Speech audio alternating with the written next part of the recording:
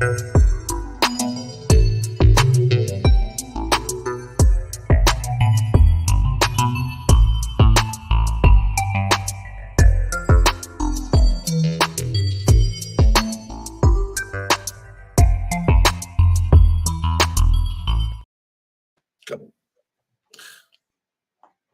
know, sometimes you just got to remember to turn off the thumbnail. My goodness. What's up, guys? Yo, it's JChains. I'm here with Bleeves. You might have seen that thumbnail. You might have heard that song. You're like, man, where did I hear that before? Crypto Crossfire. We're bringing it back. We're going to do it a little differently. But, dude, I'm super excited to kick this episode off with you. You were on the show a couple times. You were kind of sometimes my compadre in those shows because, you know, I was the host and you were the judge a lot. And, you know, obviously it was fun to watch Ben and AJ go at it. But we're going to bring it back. We'll do it a little differently. But, you know, today it's you and I. Let's talk about the markets. Let's talk about where you think these are going. I feel like we've got a little bit of difference in opinion in some things, which would be great, fantastic for the conversation. So before we dive in, sorry for the delay. You know, obviously from one show to the next, things work. Sometimes things don't work. So total audio meltdown on my side. But we're here. We made it. What's up, dude? How are you? We are here, man. I'm doing good, man. What's going on? How you been?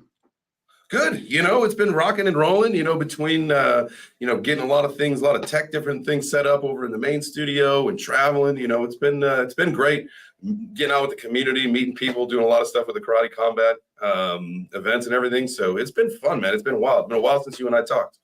Yeah, you've been deep into karate combat. I know, dude. I didn't win my fight. I did not win my fight, but I will hopefully win my next one. So well, you're not Bleeves, so I mean, you do what you can. Any chances we're going to see you in the pit?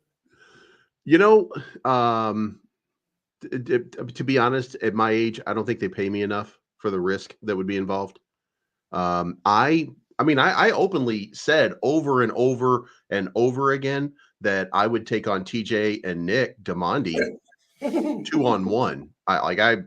I threw it out there over and over and over again to the point that TJ blocked me. So they knew it was out there, but they didn't want to do it. So, you know, it is what it is, I suppose.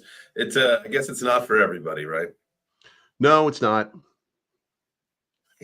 Anyway, all right. So you would was it your post or was it my post last night talking about, I think it was my post, and kind of looking at where things are going. Let me lay out the situation for what I think the rest of the year looks like, and then let me know what you think. And if you want to pull up charts to talk about, you know, we'll start with Bitcoin, I guess, and then we can get into some other things. But I want to lay out this strategy for you, and then you tell me kind of what you think about this. So obviously, Pumptober is not exactly what everybody thought it was going to be up to this point, but that doesn't mean anything. We still got half the month to go. There's still some things that could happen. Again, there's some thesis that really goes between like the 11th and the 15th is where we should see the bulk of the activity. There's, you know, maybe we did see a nice little leg up and we're going to, you know, cool down for a second here, but we're leading up to the election. It's a lot closer. It really kind of like crept up on me, and me in particular. I feel like a lot of other people the same way. Now, really glad that the election season's going away, but with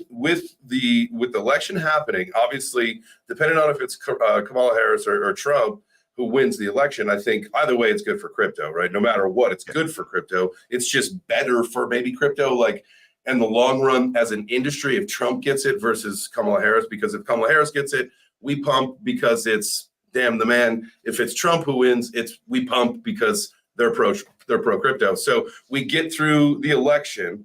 We're going to go. Obviously, Trump's going to win. That's the thesis here. Trump wins. We see, you know, kind of all of us that are in it. We pump it up close to 100K.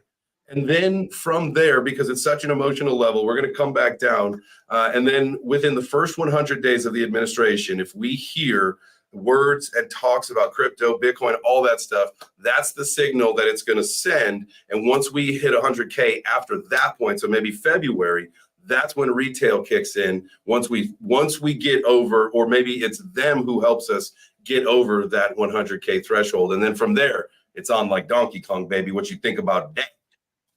I think that sounds pretty right. What I think is going to happen is I would probably agree with the summation that Bitcoin goes to around 90,000, somewhere between 90 and 100,000, and we just get this wild sort of spike. And then as we get into one of the things that happened in the last bull run that nobody really talks about is how the altcoins, that's when they really started to rip after about mid-December. That's when people started to layer it. This is your last call basically to get into altcoins. So I think that, we go to 90, we go to 100,000, and then, that's going to be enough for the ETF investors to be happy with their positions. And then for the people who are just basic degens who have been in this business for a long time, they know that means it's time. Take your profits and start to put it into altcoins. And then the coins start to pump. And then everybody gets that FOMO build. And then we go into tax time. And when the government starts giving money away, that's when everything kind of lights up and takes off. Yes. All right. So we got to really wait. So you've got, in some way, shape, or form, you've got a little bit of time to pack your bags, but you don't want to miss the boat on the initial run. You know what I mean? No, not at all. Do you think, here's another question, and I've had a really good time asking a lot of people this, before we get into more of kind of the debate style of the show, this is just more of a question for you, because I like asking people who've been in the industry this. So obviously Bitcoin runs in its 4-year cycles. It's programmed in, it's the math, yada, yada, yada. It's all that stuff. Our ecosystem is really starting to grow to a point where I really think we're going to outgrow and outpace Bitcoin. And so it's going to be time to decouple. And this might be happening right now, right? Let's take a couple of the verticals within our ecosystem to build this hypothesis. So you got RWA set to be conservatively 16 to 30 trillion by 2030. That's 5.5 years. You've got gaming going to go from, whatever it is now to 500 billion, same kind of time frame, right? I've heard the DePIN ecosystem should get into the trillions, same thing. So with all these different aspects of crypto and blockchain set to just vertically explode over the next couple of years, where the fuck do we have time for a bear market? Is it time to decouple right now? I don't think so. I think that what we have is investor sentiment and crypto charts. Crypto charts are just a history of human sentiment, right?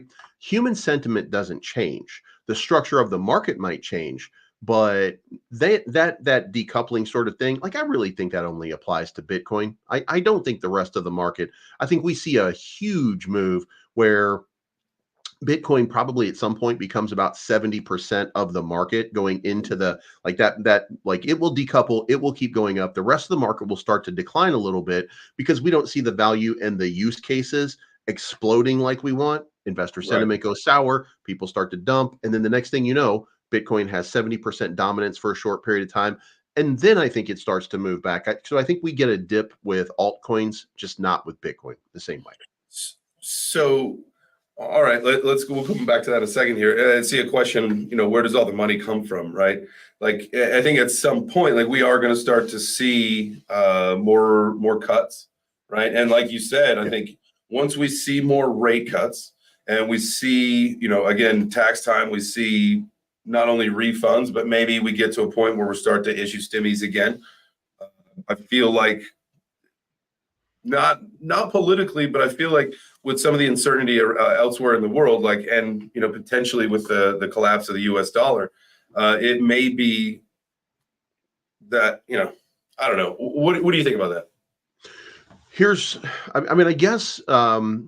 I guess the first thing that we should do for Crypto Blocky is, where is all the money going to come from? What we should understand is, and I know that you see these lawsuits, and I know that people don't like that crypto gets sued all the time, but it's because there are a lot of deceptive bad actors in this space with hundreds upon hundreds upon hundreds of different wallets to make it look like there's a lot of enthusiasm in some of these spaces. But in March, just for an example, in March of this year, Coinbase was the 20th ranked downloaded app on the App Store.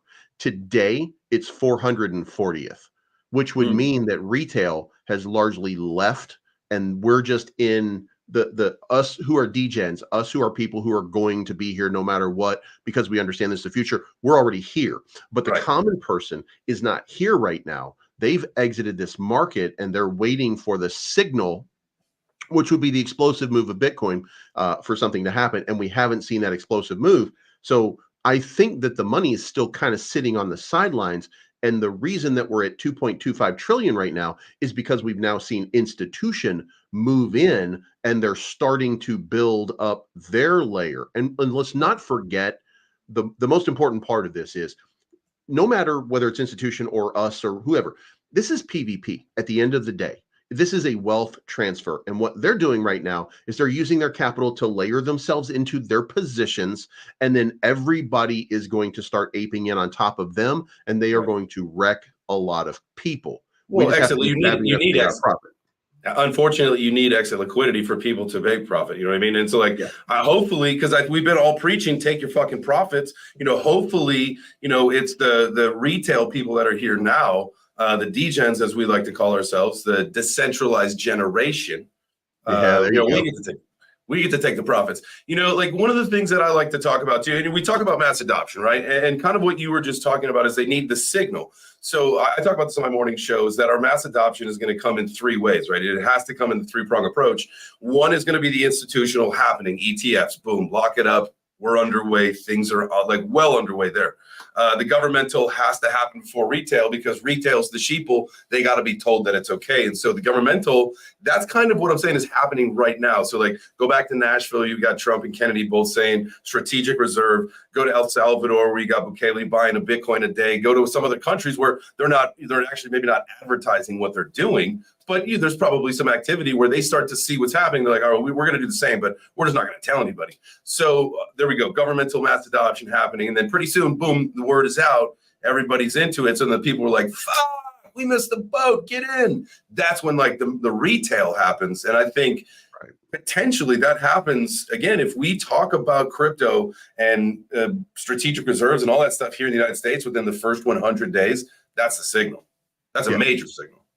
Yep, I would agree with that. I think that we're in that spot right now where this is just institutions layering themselves in even more and more and more and more. And by the way, jump trading, today my show today was about jump trading.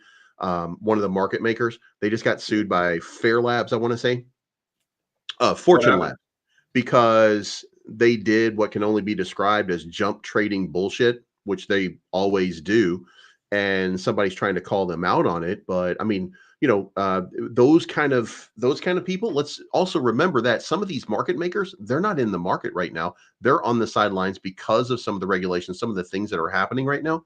So jump trading, if you guys remember, and I don't know if anybody really does, but jump trading was one of the largest holders of Solana just recently when it ran up to $200. They exited completely. And they exited from Ethereum when Ethereum was at $4,000. And, they run with about $1 billion total. So that is a significant market cap that they had poured into crypto that they've since pulled out. And, I think it was June 24th or June 23rd, on June 23rd, the CFTC announced that they were doing opening an investigation into Jump Crypto. On June 24th was the last time we heard from Kanav Korea. Kanav Korea was the CEO of Jump Crypto, and he has since disappeared, and he is not taking phone calls. So, but when those cool off, guess what? Those guys all still come back into the market. That money's still going to come.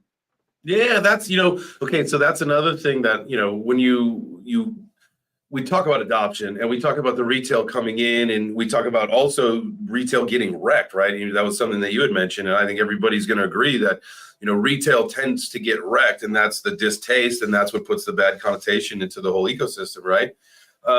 But, when you have situations like this that just continue to just further give a bad, I was going to go somewhere else with this, but I just, I don't want to give that more of the jump trading thing, because that's terrible. It is ridiculous. And that is the company that destroyed Terra and Luna back in the old days. Really? Yes. Now, this was not part of the law. You have to remember that Terraform Labs was sued by the SEC, and it's not the reason. But Jump Trading indicated that they were part of it, and they put a silent kind of amicus filing that was not considered for open public, And what happened was in May of 2021, Terra depegged. So Do Kwon reached out to Jump Trading, which at that point was just Jump Trading. They became Jump Crypto. So what he did is he offered them a deal, and they put $300 million in to help stabilize Terra. Now, what he never told everybody was that he had done that. He just said the algorithm is working. So he misled and deceived people. Well, 1 year later, and by the way, when you look at the article that you just looked at for Jump Trading, talking about the Fortune Labs, if you look at that, you'll see the same thing was happening over there too. What they did was, what Jump Crypto and Kanav Korea, what they did was they got $300 million worth of Terra, and they held it because it was their stable coin. And then what they did is they shorted it, and then they told Do Kwon, hey, we've got 10,000 Bitcoin that we would sell you in order to help you keep your peg here to the $1. This is probably going to help you out a long term. And Do Kwon was like, absolutely, I'll do it. He pulled the money out of the Terra Foundation, and the moment he pulled it out, they sold. Oh shit! And there's only so much selling that you can do at a moment's notice. Right. So what they did was they set sell orders constantly, and they absolutely wrecked that chart. And they came out with 300 million. They made like 200 million on the way down. But here's the thing. They had borrowed basically the 300 million through the Anchor protocol. So what they did and what ended up happening was they made their money. They made a $200 million profit. And then that entire ecosystem was absolutely devastated and wrecked, because when you sell Terra, you use Luna to buy more Terra in order to stabilize it. And you do the same thing with Luna. It buys more, and Terra and Luna work together on a peg, basically, that they bought and sold one another in order to keep themselves stabilized. So if you lost a peg on Terra, then you would sell enough Luna to make that peg, and you would mint enough. Yeah. And what happened was, when it happened, it was called the death spiral. And that death spiral just started minting new tokens because you couldn't reclaim the peg, because they had sold so much. You can only sell, like, I think it was like a million a minute or something like that. And they started selling, and everybody started selling because they saw people selling, and the price was going down. People were freaking out. Everybody was dumping, and it just became a self-fulfilling prophecy. And they shorted it, and they made millions on that. Wow. They are shady as fuck. And they did the same thing. That article, what that article tells you is it was the DO token. What they did was they were loaned 10 million DO tokens. And what they did was they waited until it went to 98 cents. And then they sold for 9.8 million, which, of course, watching 9.8 million disappear out of your liquidity pool freaks people out, and they start selling. So then it went down from 98 cents all the way down to under 5 cents. So then Jump Crypto came back in at like 7 cents or 3.5 cents or something like that. And they bought that 10 million tokens back up in the open market for $35,000. And then they just gave it back to Fortune Labs and then said, hey, we're going to cancel this deal. Like, you talk about screwing people over. Oh man. Oh, but they're coming back. They're coming back with their money. That's like, one of those things that, when you talk about, like, snakes in the industry and all that stuff. And you had mentioned something before about this, and like one of those, like, just like pointers of advice and all that stuff. And somebody had mentioned this. I'd seen something on X about this recently, was about, the consistency of, the people that you see presenting you information. There are a lot of grifters in crypto. There are a lot of scammers in crypto. There are a lot of people that will come out of the woodwork that you haven't seen since the last bull run.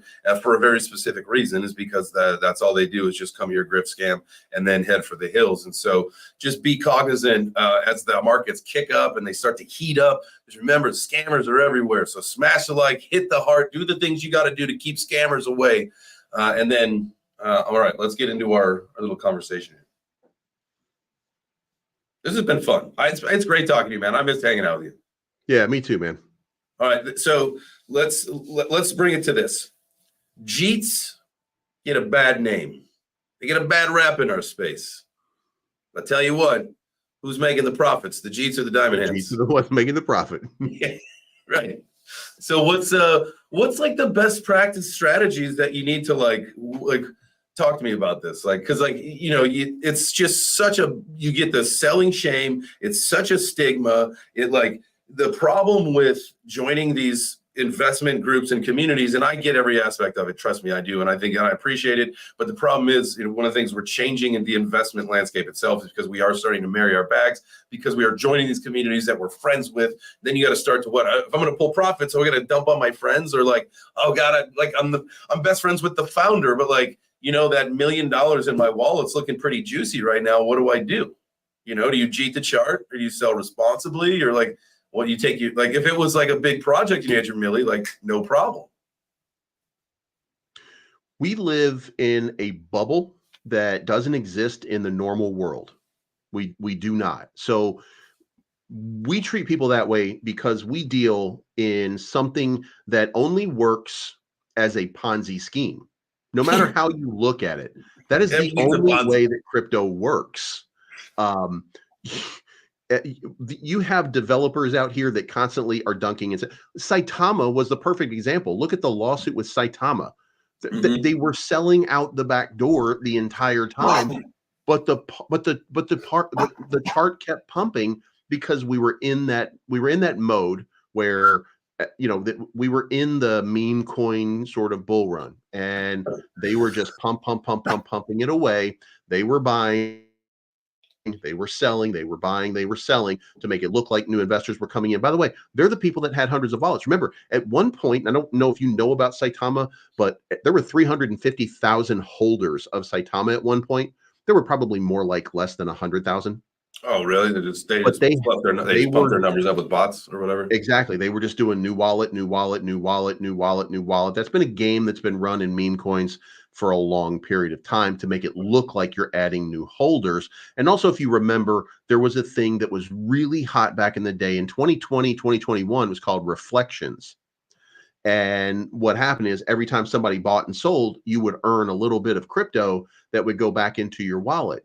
Well, when you did that, that meant that no matter if you sold your entire bag, by the time that transaction went through, you would get some back into your bag. Like you could sell off 1 trillion tokens, and then you would end up with 100 tokens left afterwards because your transaction gave you credit for a few tokens. Interesting. And you were effectively a holder at that point because it was dust and it was not worth you getting rid of. And that helped all of these different cryptos look like they had hundreds of thousands of holders. Oh, dude, that's wild.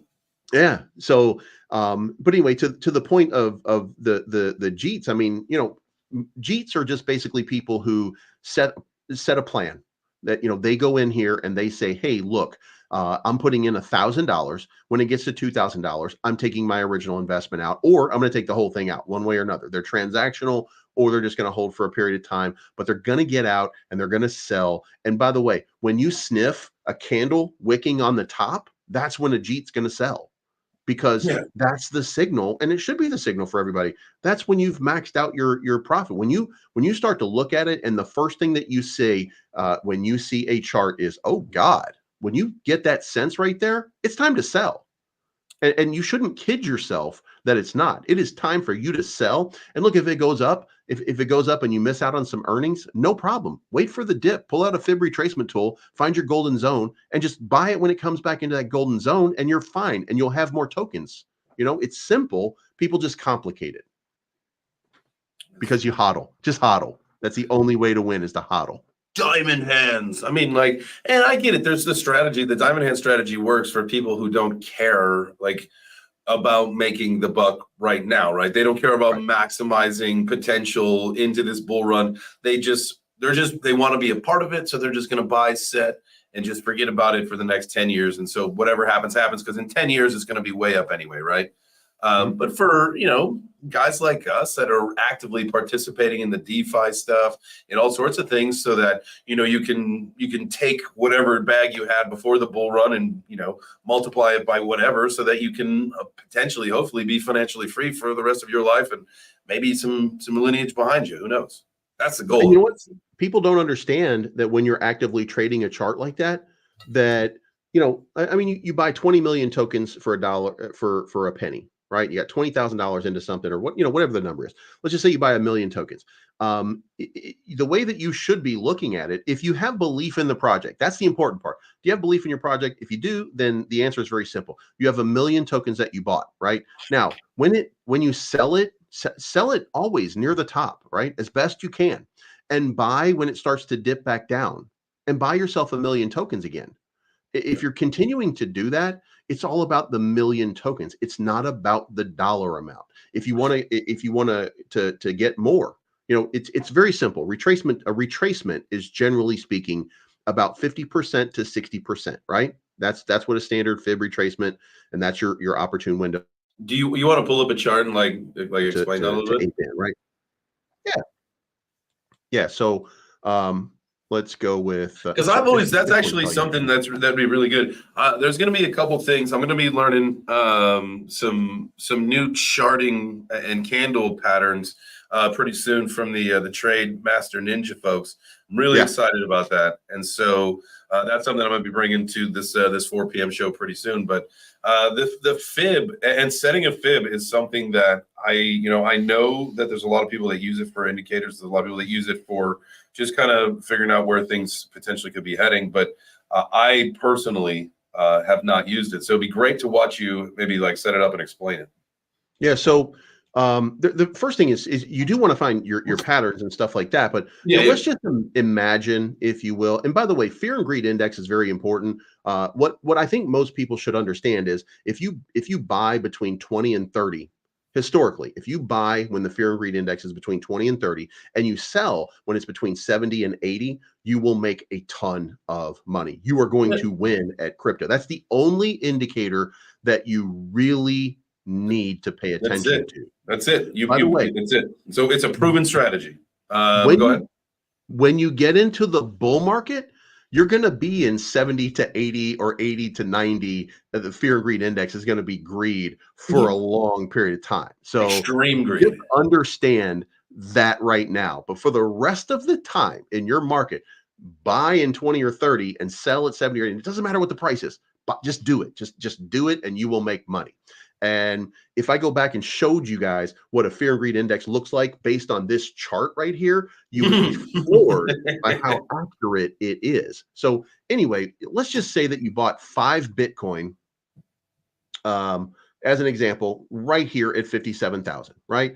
And you wrote it up here, and you don't have to be perfect, but you wrote it up here, and you've already seen this pattern here emerging, and you've seen this pattern here emerging. So you know that you already know you're in a trend, right? So if you sell right here, then you bought 5 Bitcoin, you made $11,000 per Bitcoin, right? Sell it. I assure you, it always comes back down, and it always corrects to the downside. Nobody just holds it forever. It doesn't work that way. And if you did that and it came back down here, right? And then you found out, you knew this pattern was here. You already knew this was happening, and you just you sold everything up here and you bought everything back down here. Guess what? Now, instead of having 5 Bitcoin, now you have 6 Bitcoin, because at 11,000, as you break it down across this, 11,000 per Bitcoin that you just made over 5 Bitcoin means you have $55,000 extra, and it dips down here. Where did it dip? $55,000. Now you have 6 Bitcoin that you can now ride up and do it all over again. And every chart is the same way. All you have to do is establish and know some of these patterns, and it's very, very simple. Now, when I gave it to you just now, I gave it to you in a dollar format. But the answer to that really isn't the dollar format. It's having 5 Bitcoin. You have the 5 Bitcoin that you buy, and then when it goes all the way up, you still have 5 Bitcoin. You sell the 5 Bitcoin, and you wait for the dip to come back down, and then you buy 5.1 Bitcoin. Because at the end of the day, if you did that, you've got an extra $5,000 worth of Bitcoin if it's trading at $50,000. And if you do that more often than not, if you follow the simple patterns that emerge, and you do this the way that it could or should be done, you don't use leverage positions, stuff like that. If you just continue to do that, then the answer is very simple. You're going to make money, and you're going to win at this game before you know it. If you just consider how much you could have made and what you could have done with 5 Bitcoin coming up and down this channel for the last couple of months, you'd have 5 Bitcoin, you'd have 6 Bitcoin, you'd have 6.2 Bitcoin, you'd have well, you wouldn't have gotten this one. You would have gotten it right here, but then and it didn't come up all the way. So you'd still have about 6.7 Bitcoin. Then it comes back down. And then over here, you come back all the way up here. And now you have 7 Bitcoin, 7.5 Bitcoin. And remember, that's huge. That's $120,000, $130,000 at this point. If you just did it right. And if you just followed what the chart is telling you, it's actually very simple. Simple. It literally, it's a matter of training like your eye to see these things and to see these trends and to be able to do this. And really, like when you do zoom out, you can see the clear indicator of this. So let me ask you a question. I mean, I had been looking at this chart since we really AJ had pointed it out, the bullish flag that has been going since March with like a lot of these. And if you look at, I think it's either the daily or the weekly. I think the weekly shows it a little bit better, where these crazy patterns like that, where it slams up, down, slams up, slams down, and they're very timed out, measured moves. But knowing that we're at the top of the channel right now, we're still a little ways away from the election where it's make it or break it time. Do you think that we're going to challenge the bottom of the flag, or do you think that we're just going to challenge the bottom of the local trend line that we've kind of touched a little bit here? So at this point, here's what I think is happening right now. Because that's like in the low 50s. If we go down and touch the flag bottom, that's like in the low 50s, and we still have a month until 3 weeks until the election, right? You're always looking for higher lows, and you're looking for higher lows over a duration of time. The only time we've gotten higher lows was we got one here, we got one here, we got one here, and we were feeling pretty good about it, but then we got a lower high, right? That now means that we're in trouble and that we're going to come back down, right? You don't see it happening over and over again, but when you do see it now, this right here to this right here to this right here, that means this is looking really, really good overall. Now, the question is, ultimately, are we going to push above this trend line and beat this last one? That's the question that really comes into play right here, because if we beat this trend line and we break out above that, that means that we would have wicked above this line, we would have wicked above this line, we would have changed the trend, and that means we are going way up. So if you're an investor and you're somebody who's looking to go into a long position, for example, right now, this is not the position to long it. But if it goes up a little more and comes back down to this green line, that's the position to go long, because that's an indication that you've broken your trend line. You've got a higher high than this one over here. You've established these higher lows. That means that the market is telling you you are headed upwards, and it is on until morning, baby. So those are little things that you're looking for. Yeah, absolutely, man. I like that. That's a great way to look at that. And again, it does take a little bit of time to really kind of study these things, and you can look at them on several different time frames for different purposes, right? Like I think what we're looking at right now, this is the daily, right? So this would be a longer term. This would be for maybe more of a long-term hodl. You want to pick a spot position. You want to enter at a good time.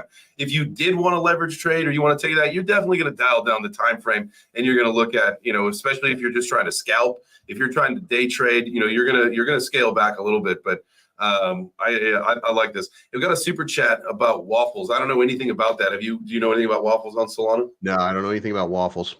Can we pull up the chart? Would that probably be a Dex Tools maybe, or? Yeah, it'll be a Dex Tools. Appreciate you. Thank you, Samuel. Shout out to you, my guy. All right, now we got what a quarter or half a oh million. My God, this is Da Vinci Jeremy's cat waffles. God damn it! All right, yeah. So for the people who don't know who Da Vinci Jeremy is, by the way, this is the guy early on. 2012 was telling people you got to have Bitcoin. You better hold on to some Bitcoin. He lives in Dubai, right? Yeah, I know him. Him and the M podcast. It's like the guy who travels around and does. Yeah, I met hanging out with those guys in Nashville.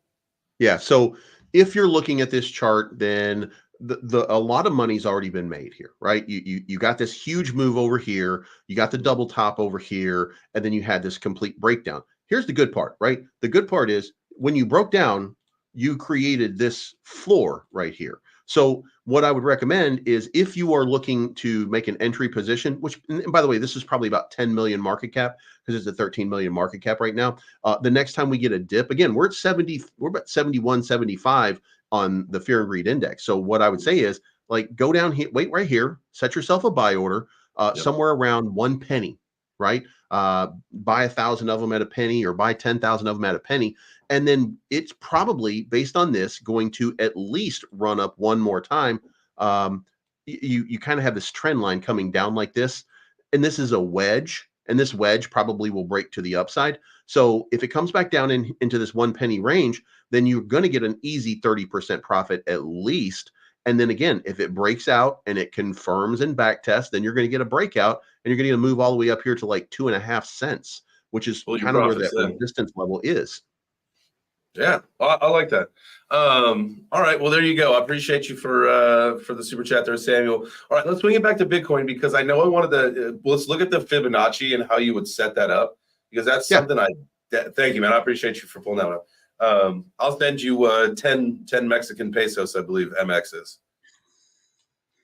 All right, so when you're doing a fib, basically it's very, very simple. It's just complicated when you're staring at it and you don't see the forest for the trees. What you're looking for is you're looking for an impulse move and you're looking for a top.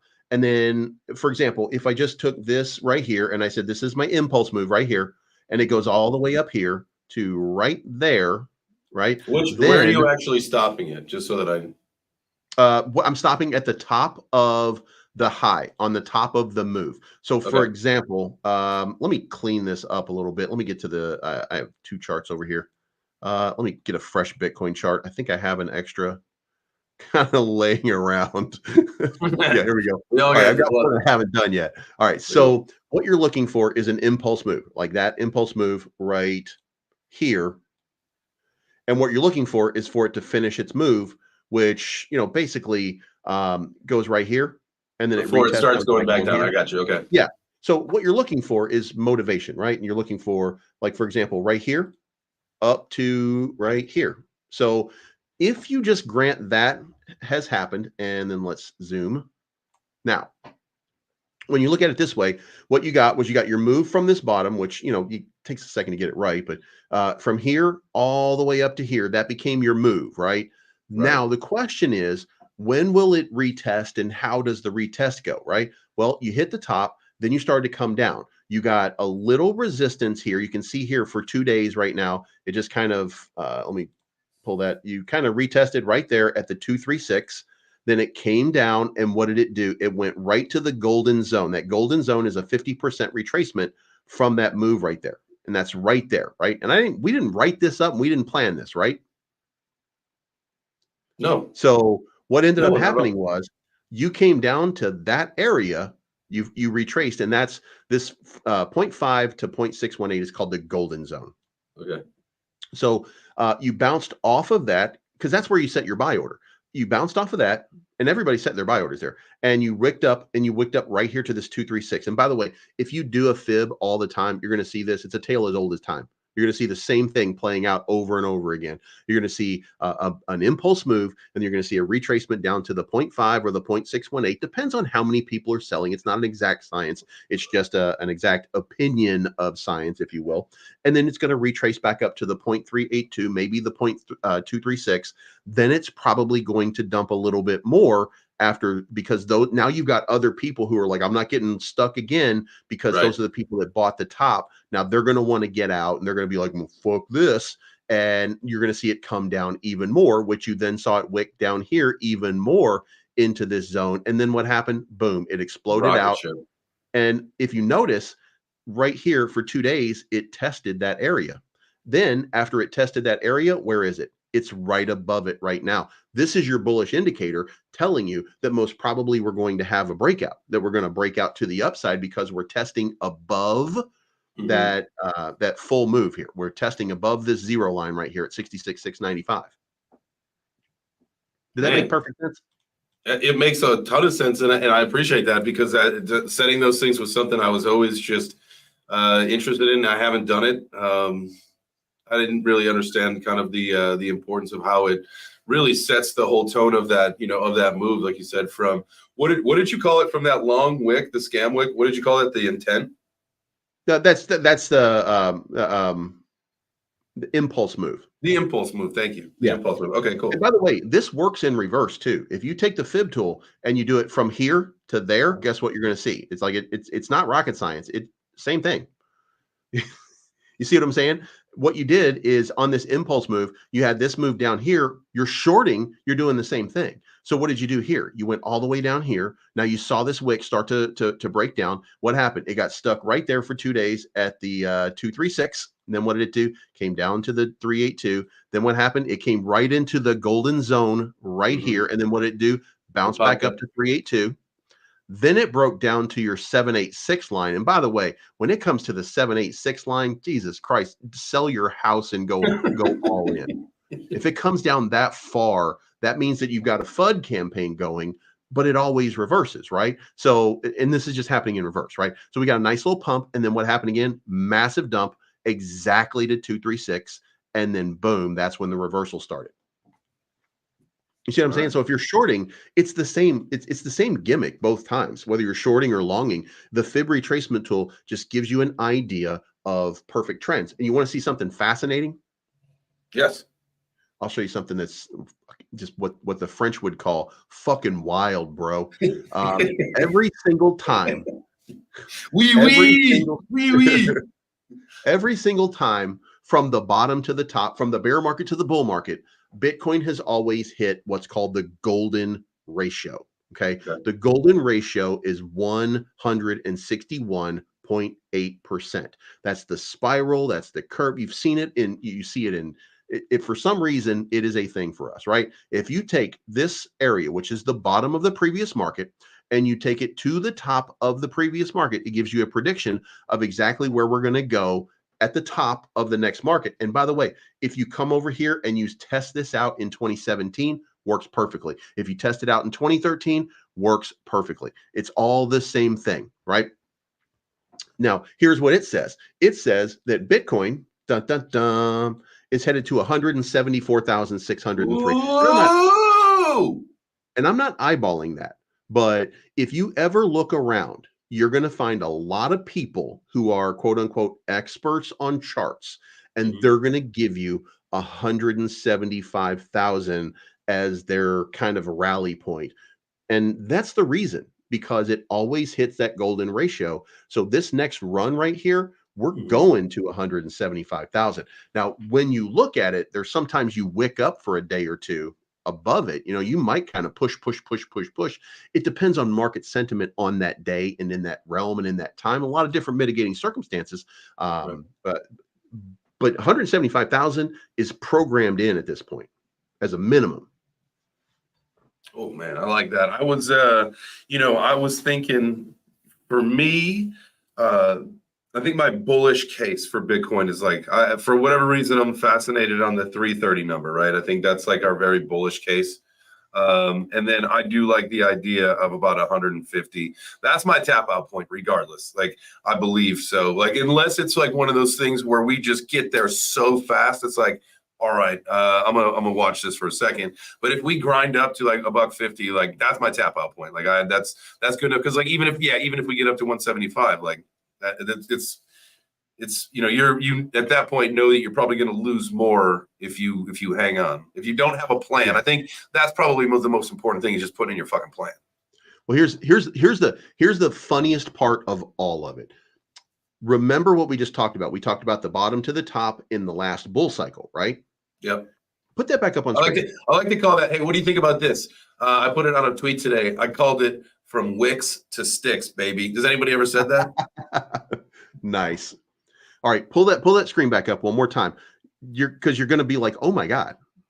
All right, so this was the move. That was the bottom. That was the top, right? Now here's our fib tool. What did we do? Well, when we had this first move up here, guess what? We came back down. Where did we test? The 236. Where did we test after that? The one big test that we had over here was on February 25th. And where was it? The 382 line. Then what did it do? It broke down during that summertime. Remember the summertime when shit got really crazy and we had that big dip? Golden zone right here. This is where it was, right?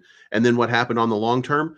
boom, went right back up to the 236, came right back down to the 382, wicked right back up to the 0 line. Then the bull run is over. And then what did it do? Came down here, tested the 236 for a couple days, came down here, tested the 382 for a couple days, came down here, tested the 0.5 for a couple days, wicked back up in a final death throw in March of 2022. And then what did we do? Boom, it all came down to the 0.5, came down to the 0.61. And then where do we ended up finishing? 786. So It's fucking symmetry. wild. It's so wild. Symmetry. It's so wild, just like how it just moves to those lines and literally just sits there. Yeah. And look, if you just kind of grant here, there's going to be resistance when you get to these certain areas and stuff like that, right? What happened? We got resistance when we got back to the 618. We got a little bit of chop here in resistance when we got to the 0.5. This is 2 years later, by the way, or 3 years later, by the way. Still had resistance at that $44,000 level. Still had a tiny bit of resistance at 51. And then boom, what did we do? We came back up to the top right here. And what are we doing right now? This is why you should be incredibly bullish, by the way. If you're not already bullish on Bitcoin, this is why you should be bullish on Bitcoin. We are testing the top right now. Like we are in the top of the last cycle's Fibonacci, and we are still testing for a breakout. So you can believe this. You are about to witness something crazy. What if those fucking assholes are wrong and we get rejected and we just go back down? Like, it would be temporary. Because the one thing here's the one thing that you want to remember. This is really important. These are the flows on the Bitcoin ETF for the last bunch of days. I mean, this is the big money, right? Yesterday, $457 million came in inflows. The day before that, 373 million. The day before that, 556 million. The day before that, 254 million. Now, if you consider that right there, that represents somewhere in the neighborhood of $1.5 billion in 4 days. It's coming in. We're up a total of $20 billion in the market total. Okay. Almost 10% of that came in the last 4 days. That's how bullish we are right now. So people don't pay attention to all the signs, but there are some real signs there that say we are in the shit right now. We are in the shit, man. I totally believe that. I'm super excited about that. Man, this was fun. It was fun to bring this thing back. Oh, and by the way, it's doing the same thing on Ethereum right now too, which we've been waiting for a long time for the Ethereum ETFs to finally start moving, and they're starting to move. What is that you got pulled up? Oh, was that was the Bitcoin monthly? Was that was? Yeah. You know what you I haven't looked at it in a while. You're the one who showed it to me. Was the heat map, the liquidation heat map? That thing helps you. Like that thing is also a good indicator of where things may be moving. Yeah. So really, you kind of want to look at somewhere like a 1 month to get an idea of where you're going to go. And it looks like down here that you're going to have a dip down to 61,000, but there's $160 million kind of sitting in that range. And you got to remember that people will sell off. So it's really not worth going to right now unless there's some kind of event that triggers the market into a sell-off. So there's not a lot of money sitting here in the long term. Have you looked at the volume? Yeah, but hold on. If you move to the 6 month, then guess what you see? It is time to explode. We got to clear that. That's got to be like $1 billion, isn't it? Right. 70,000 has 5.59 billion, 5.58 billion. Up here at 74,000, there's 5.62 billion. There's billions of dollars sitting in these top ranges right now. And if you're looking down here to the bottom, at best 61. That's it. The money is now at the top of this market. Yeah. So we are headed up. Now, the only thing that you can say to that is on the 3-day chart, you're looking at the here and now. So on the here and now, then if I have to predict where Bitcoin is going to go at this moment, we wicked out here at the top. A bunch of people set up a bunch of shorts right here, right? That's where the shorts are. And we're coming down here and we're going to hit this area right here and then maybe wick down into 65. You know, we might have a little pass at 65 to pick up liquidity right there, but then it is on back up here to wreck these people. Yeah. Fucking wreck the bears, dude. So I've got I'm sitting with an order, a decent sized long at 63.2. Yeah. I feel like we're going to go down in that range. If you looked at like, you zoom out, you look at like the volume profile, you can just kind of seem like we're in a little bit of a pocket zone where if we don't hold our support, we'll go down to the low 60s only just because there's nothing there to support us. Well, yeah, if you look, and as a matter of fact, if you look at the liquidation map, that would check out because right here is where the money disappears. There's like a Yeah. blank zone right in that little yellow spot that I just drew, and that's at 63,200. So if you're going to wick down and you're going to destroy people on a chart, then you're going to wick down into an empty area, and that empty area would be right there. So that's a perfect time to set a buy order. You might also want to set another buy order around here at 61,006, 61,005 Plunge for one last protection. shot, but I don't know if it'll trigger. I don't know if it'll trigger. That's like, that's almost one of those like, you throw just a little bit more down there. And then this way, if for whatever happens, it just lowers your liquidation or just, betters your entry or whatever. Two things, order block at 62K from Blocky. And then Mike Lowry says, sometimes you get the bear and sometimes the bear gets you. I'll tell you something funny. I partnered with this exchange called JumpX the other day, and what they did is they gave me futures, $500 in futures every week, and it was fair desk. So just a couple days ago, I was in a short, and I was like, man, this short is my short. I took at 61,000. Okay, it moved all the way up to 66,600. You know what my liquidation point was? 66,007. I was almost liquidated. It was $485. Okay. I was going to lose the whole thing. And I was like, oh, well, I mean, it's not real money anyway until you cash out. Right. So I was like, oh, well. And then it started to drop and it started to drop and it started to drop and it started to drop. And it goes all the way down to 59,000. What is it? 59,400, something like that. And I took it right then because I had set my take profit at 59,004. It triggered. I took the profit, which was at that point somewhere in the neighborhood of like $100 or $200. I immediately reversed it and I went to sleep and the market took off. And then I just cashed out off of that $500 futures funds. All they gave me was future funds. Off of that, I cashed out like $1,200 the other day. Dude, hell yeah, man. That's a nice win. And that was going on for 7 days or something like that. In 7 days, I turned 500 into 1,200. Dude, that's awesome. I love that. Very similar within the last. I was building this 5K portfolio, and on this show, the 4 p.m. one is really going through a lot of charts and coins and trying to figure out what to add to it. And so the whole thing was, I was going to take 5K and put into coins, and then take $1,000, keep it in stable for dips, opportunity, whatever. And then I ultimately said, you know what, fuck it, let's put it into Phoenix and start leverage trading with it. And so within the the last 2 weeks or so, I've turned that $1,000 into like $2,300. So nice. Definitely done it. Just bang it up, man. Just bang. Each one, like, I'm not trying to hit home runs every time. I'm just trying to, you watch like for a nice little dip, you scoop in, wait for it to go up, and then get out. Like $100 a trade or more is great. Just to give you guys, everybody watching, just to give you guys an idea here. I don't know if you guys know this about me. I know JChains knows, and I know Mike Vollmer knows for sure. But I got hacked, and they took everything about 2 months ago.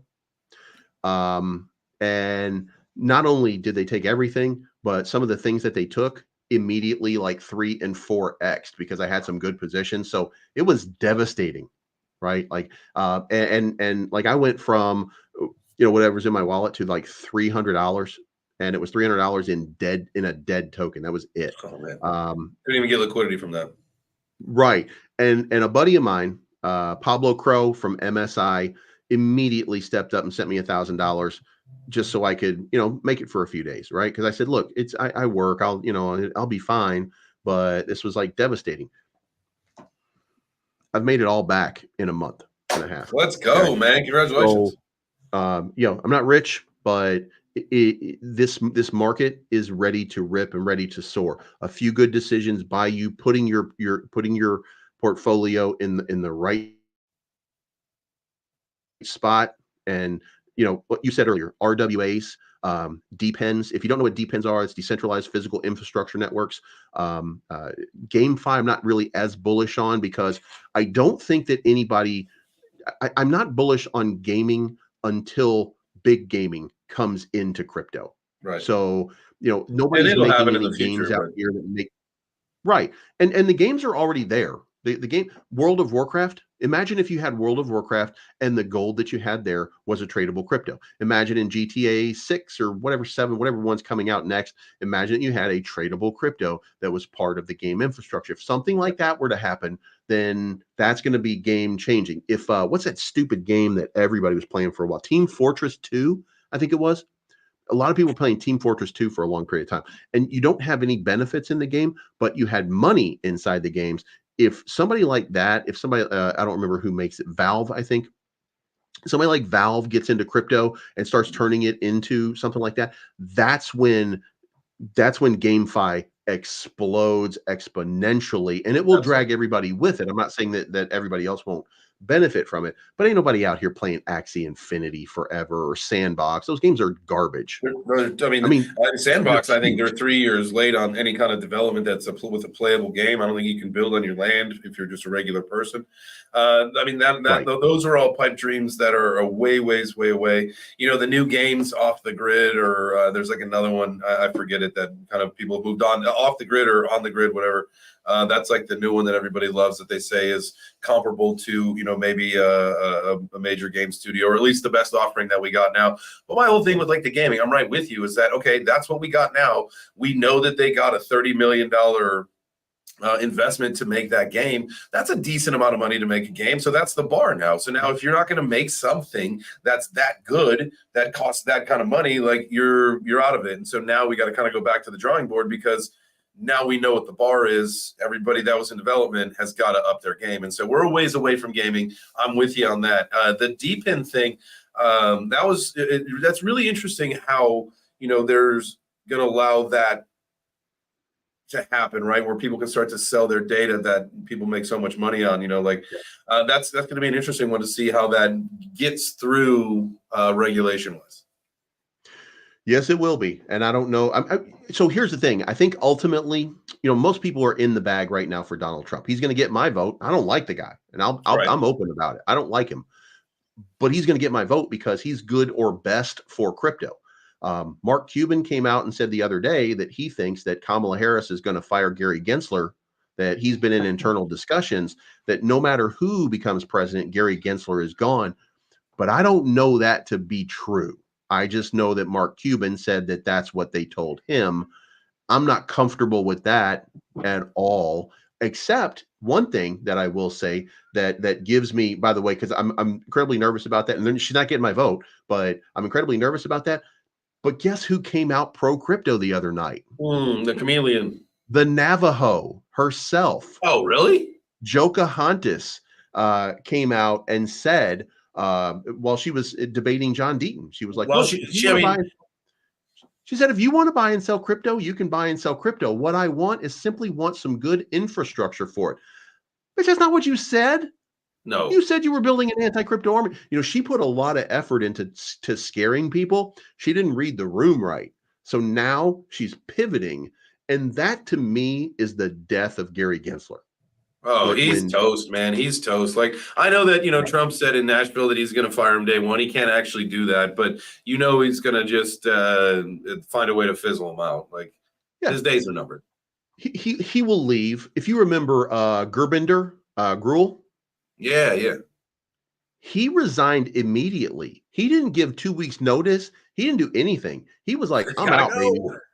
And you don't do that with the SEC unless there's something very wrong. And that was the same day that that they announced, first of all, that they would appeal the XRP ruling. And then the second day, who was it that they went after? Bitnomial filed a lawsuit against them because they had received a Wells notice. And then the same day, Crypto.com received a Wells notice. This was Gary Gensler just throwing everybody, Just showing shit on his throwing way shit at out. Just throwing shit everybody at the wall. just to see what he could do in his Yeah. final days. Didn't Crypto.com is the one that went back. They countersued, right? Or they said they were going to. Yeah, Chris is Chris, they've countersued. And look, none of this stuff holds up in court, really. One of the fascinating things about the SEC right now is they have the worst record in the history of the SEC in lawsuits right now.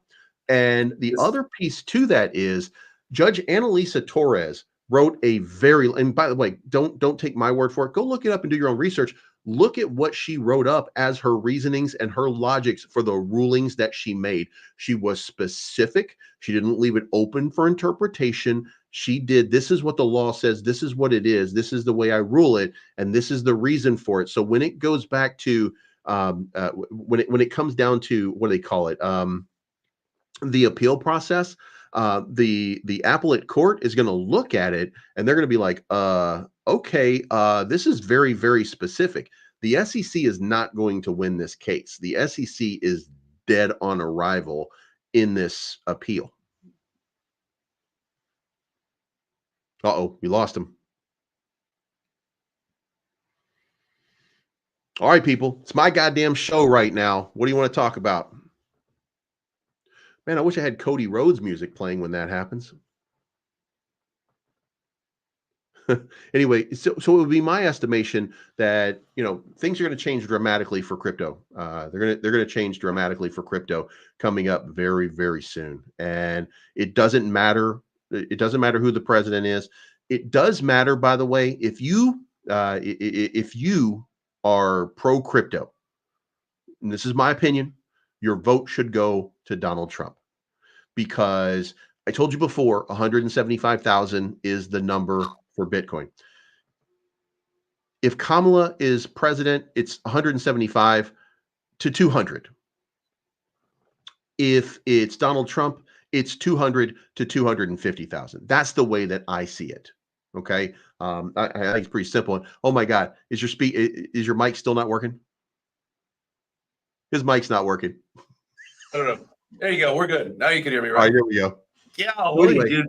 Dude. Okay. I found this out. Somebody said it in the chat and I totally forgot. It's supposed to be like a massive full moon tonight. It makes a ton of sense. Yeah. We're all crazy. And by the way, you said yesterday, were we going to go up or down? And I said up. And the reason that I said up was because down was too obvious at that point. Yeah. And one of the things that the market likes to do is trick you. And to be fair, when you kind of look at it today, I don't think we're really down so much. We're down about $20 billion. That's an average day. Yeah. You know, I think this is just a consolidation and a little profit taking for an upward sort of move that's coming very, very soon. So, I won't say that I was right on that one because we didn't explode, but like I thought that there would be kind of an explosion that was going to happen. You know, like I thought that we were just going to be like, whoa, what just went on? We just haven't seen it yet. Hell yeah. No, I'm with you there. Probably going to run in a second. But Blocky said there's a moon chart. Is there like a Bitcoin moon chart? Is that a thing? Oh, I don't. Let me see. Is there really a moon chart? That'd be insane.